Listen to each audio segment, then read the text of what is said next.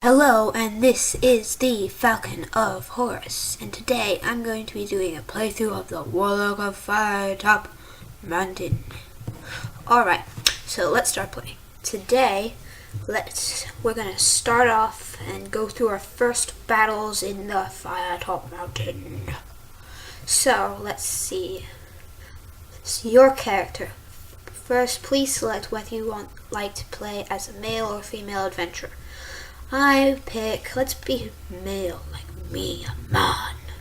Okay, now your character. For a quick start, you can go with the dice rolls for skill 8 points, stamina 15 points, and luck 7 points. Alternatively, you can assign points to build your character. It is possible to complete the game with any initial rolls of skill, stamina, and luck. I'm gonna go with the dice. No. Y'all go with the dice rolls because those are pretty good. Rumors. A foolhardy adventurer would embark on such a perilous quest without first finding out as much as possible about the mountain and its treasures. Before your arrival at the foot of Firetop Mountain, you spent several days with the townsfolk of a local village, some 2 days' journey from the base. Being a likable sort of person, you found it easy to get on with the local peasants. Although they've told many stories about the mysterious Warlock's sanctuary, you could not feel sure that all, or indeed any, of these were based on fact. The villagers had seen many adventurers pass through on their way to the mountain, but very few ever returned.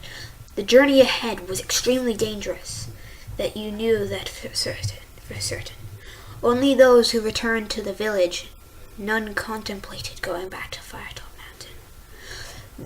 There seemed to be some truth in the rumors that the Warlock's treasure is stored in a magnificent chest with 2 locks, the keys to these locks guarded by various creatures within the dungeons. The Warlock himself was a sorcerer of great power. Some described him as old, others as young. Some said his powers came from an enchanted deck of cards, others from the silky black gloves that he wore. The entrance to the mountain was guarded by a pack of warty-faced goblins, stupid creatures, fond of their food and drink. Towards the inner chambers, the creatures became more fearsome. To reach the inner chambers, you would have to cross a river. The ferry service was regular, but the ferryman enjoyed a good barter, so you should save a gold piece for the trip. The locals also encouraged you to keep a good map of your wanderings, for without a map, you would end up hopelessly lost within the mountain. When it finally came to your day of leaving, the whole village turned out to wish you a safe journey. Tears came to the eyes of many of the women, young and old alike. You couldn't help wondering whether they were tears of sorrow shed by eyes which you would never see alive again. At last, your 2-day hike is over. You unsheathe your sword, lay it on the ground, and sigh with relief as you lower yourself down onto the mossy rocks to sit for a moment's rest. You stretch, rub your eyes, and finally look up at Firetop Mountain. The very mountain itself looks menacing. The steep face in front of you looks to have been savaged by the claws of some gargantuan beast. Sharp rocky crags jut out at unnatural angles. At the top of the mountain you can see a red eerie coloring, probably by some strange vegetation, which has given the mountain its name. Perhaps no one will ever know what grows up there, as climbing the peak must surely be impossible. Your quest lies ahead of you. Across the clearing is a dark cave entrance. You pick up your sword, get to your feet, and consider what dangers may lie ahead of you. But with determination, you thrust your sword home into its scabbard and approach the cave. And here's a little picture of the cave entrance. You peer into the gloom to see dark, slimy walls with pools of water on the stone floor in front of you. The air is cold and dank. You light your lantern and step warily into the blackness.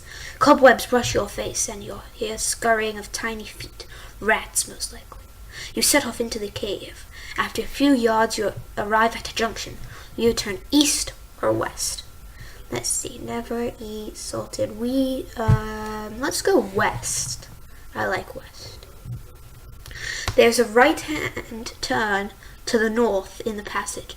Cautiously, you approach a sentry posted on the corner, and as you look in, you can see a strange goblin-like creature in leather armor asleep at his post. Try to tiptoe past him. Test your luck.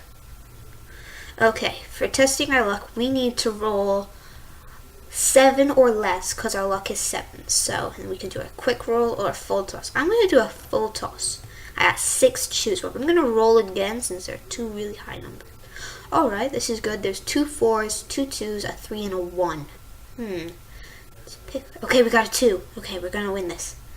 Got a 2, and another 2. We rolled 4. Yes! You score. Ooh. You listen to your left. On the west face of the passage, there's a rough cut wooden door. You listen at the door, and you can hear a rasping sound which may be some sort of creature snoring. Do you want to open the door? Let's open the door. Okay. The door opens to reveal a small smelly room. In the center of the room is a rickety wooden table on which stands a lit candle. Underneath the table is a small wooden box. Asleep on a straw mattress in the far corner of the room is a short, stocky creature with an ugly, warty face. The same sort of creature that you found asleep at the sentry post. He must be the guard for the night watch. You may either turn into the corridor or press on northwards into the room and try to take the box. I think, yeah, I'm gonna try and take the box. Test your luck. Ooh. Now we've got 6 luck, so we'll have to roll less than 6. Let's do a full toss again. Okay, so roll again since I got a load of high numbers.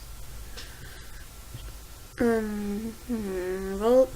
Hit the roll again button. Why isn't it working? Roll again. Okay, first dice at random. 2 and 2. Yes, 4 again. Yay! The goblin guy did not wake up. You leave the room and open the box in the passage. You find a single piece of gold and a small mouse, which must have been the creature's pet. You keep the coin and release the mouse, which scurries off down the passageway. Gain 1 luck. Woo! You pause for a few moments to gather my wits. Continue. You can also take this option to learn about the adventure sheet. I'm not, though. Further up the passage along the west wall, you see another door. You listen, but hear nothing. Let's try opening the door. The door opens to reveal a small room with a stone floor and dirty walls. There is a stale smell in the air. In the center of the room is a makeshift wooden table on which standing a small candle. A lit candle. Under the table is a small box. In the far corner of the room is a straw mattress. You may either open the box or leave the room. Let's open the box. The box is light, but something rattles within. You open the lid and find a small snake darts out and to bite at your wrists. You must fight the snake. You must do battle with the snake. See combat statistics. You versus foe snake. I have 8 skill. Snake has 5 skill. I have 5 stamina. Snake has 2 stamina. I have 6 luck. Snake has no luck. Let's continue the battle. The creature springs to attack. He attacks with 10 damage. Okay, now I have to get 10 or more to block that. Full toss. Now I want a high number. I got 4. That's 12. I hit the snake, causing 2 stamina points of damage. Continue. The snake is dead. Okay, folks, we are going to stop right there and continue later. We have killed our first enemy. Woo! Let us be off.